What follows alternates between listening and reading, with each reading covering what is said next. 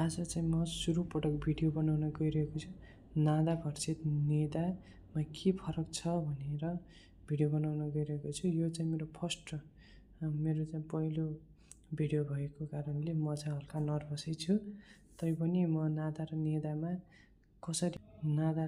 चाहिँ कस्तो अवस्थामा युज हुन्छ र कसरी युज हुन्छ भन्ने कुरा चाहिँ सिकाउन गइरहेको छु। अब चाहिँ यसमा चाहिँ हेरौँ के छ। पहिलो कुरा चाहिँ हामीले यसमा दिएको कुराहरूलाई पढ्नेछौँ।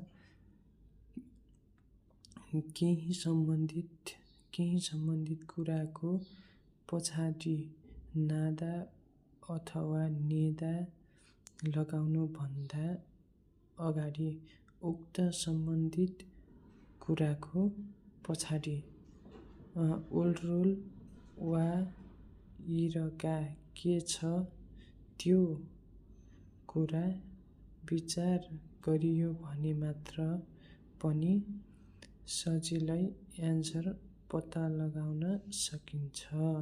अनि यसमा चाहिँ के रहेछ भनेपछि नादा र नेदामा चाहिँ रुल उल र इ र गाको चाहिँ ठुलो भूमिका रहेको छ।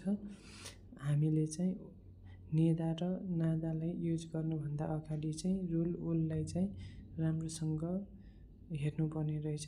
कुनसँग नेदासँग रुल उल लाग्छ कि इ र गासँग नेदा कुन लाग्छ त्यसलाई चाहिँ बुझ्न जरुरी छ।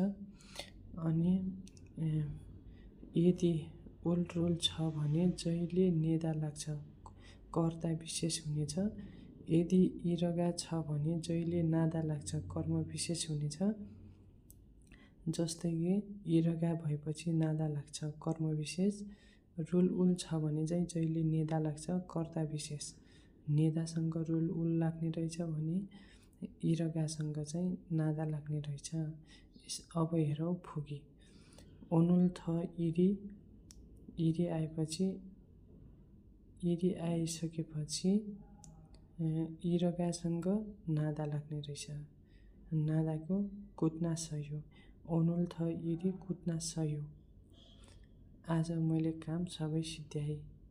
अनि ओनुल छेगा थ इरुल। अब रुल उल आइसकेपछि रुल उल चाहिँ नेदासँग लाग्ने रहेछ। आज मैले सबै काम सयो सिद्ध्याएँ भनेपछि आज मैले सबै काम सिद्ध्याएँ। यसमा भनेपछि नेदा र नादामा चाहिँ इ र गाको चाहिँ ठुलो भूमिका हुने रहेछ। यसमा चाहिँ इ र गा र रुल उल चाहिँ हामीले बुझ्न जरुरी रहेछ। अनि नेदासँग चाहिँ उल रुल अनि नादासँग चाहिँ इ गा लाग्ने रहेछ। यो चाहिँ हामीले जानिराख्नुपर्छ। आजको भिडियो चाहिँ यति नै। अरू भिडियो पछि बनाउँदै गर्छु। मेरो युट्युब च्यानललाई चाहिँ सब्सक्राइब गर्नुहोला। यदि सल्लाह सुझावको लागि कमेन्ट गर्नुहोला। यो चाहिँ मेरो फर्स्ट भिडियो हो।